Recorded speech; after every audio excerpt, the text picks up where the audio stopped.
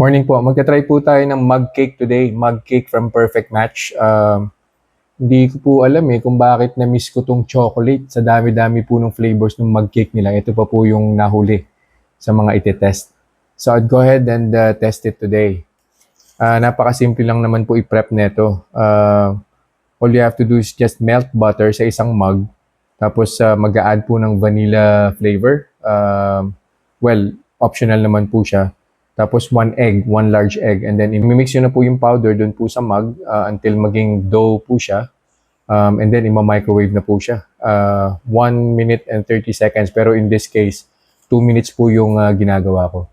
So i-prep ko lang po siya tapos iti-test po natin and we'll see kung pagagalawin po ba natin yung blood sugar ko. Yon. Ito na po yung finished product.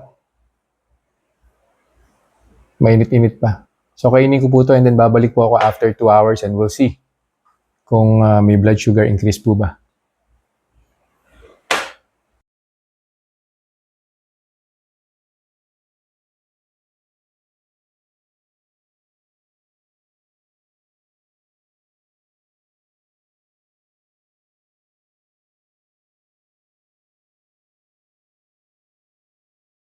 Reminders lang po, huwag pong mag-a-unli. Always eat in moderation.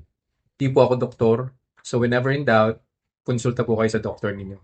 And yung results po ng mga review na ginagawa ko, it may vary. So huwag niyo pong i-expect na yung resulta sa akin is magiging kapareho po ng resulta sa inyo. So yun lang po. Have a nice day. Conclusion na po tayo dun sa kinain kong chocolate mug cake. Tinigil ko na po yung monitoring, hindi ko na po pinaabot sa second hour. Well, I'm pretty sure alam niyo na po yan. Hindi naman po niya pinagalaw yung blood sugar ko Nag-start po yung blood sugar ko 121. After 1 hour, ganun pa rin po, 121. And then after 30 minutes, nag-117 na po siya. So yung arrow po dun sa Otay CGM, pababa na po siya. So meaning yung 117, hindi na po siya mag-i-increase pa. And eventually, bababa na po yan. Probably less than 110 or even less than 100. So ang conclusion po natin, wala pong problema yung chocolate mug cake. So recommended po siya. Kung gusto nyo pong kainin siya as merienda, between meals po, pwedeng-pwede po siya. Kung gagawin nyo po siyang dessert, after a meal na high in fiber, high in fats, high in protein, so I don't think na magiging problema rin po siya. So ilagay ko na lang po sa description section at saka sa comment section yung link kung saan po mabibili.